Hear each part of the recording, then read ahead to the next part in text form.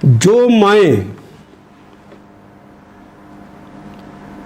घर में होता है ना कि सास बड़ी सख्त हो तो कहती है कि ये कर ये कर ये कर, तो वो बच्चा होता है पहला पहला वो उसको संभालना चाहती है। बच्चे माँ की मोहब्बत होती है, बच्चे की मोहब्बत, वो उसको एक साइड पे रखा होता है, बच्चा रोने लग जाता है, बच्चे को भूख लग गई है, बच्चे ने पोटी कर दी है, उसको वो उसे तकलीफ़ दे रहा है, इरिटेशन कर रहा है, बच्चे को यही अल्लाह ने कहा तूने रो के बताना है। माँ उसकी तरफ तवज्जो नहीं देती,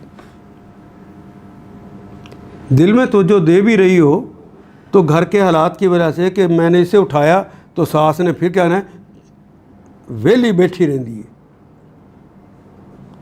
वो नहीं तवज्जो देती। वो बच्चा रोता है, रोने के बाद एक वक्त आता है जिसे हम अपनी ज़ुबान में कहते हैं गिग्गी बंद गई।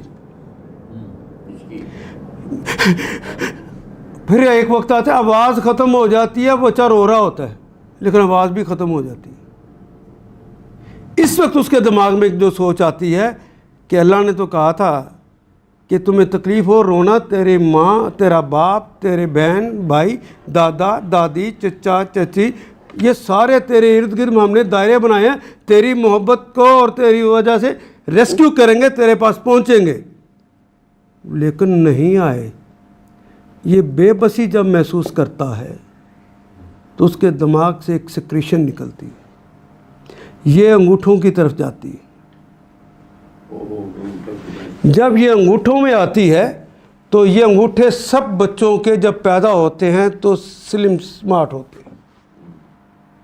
जिनकी माएँ ये सलूक करती हैं, पहले ये वाला हिस्सा मोटा होता है, फिर ये वाला हिस्सा मोटा होना शुरू हो जाता है।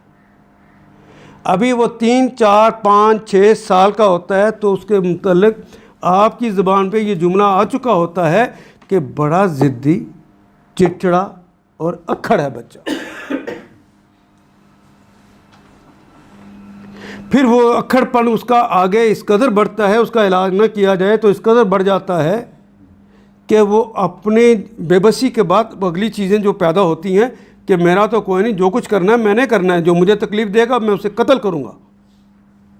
दुनिया में एक कातिल ऐसा नहीं जिसकी ये और ये चीज़ मोटी रहो, रहती दुनिया तक एक कातिल पैदा नहीं होगा। मैं कोई बात समझा सका जी?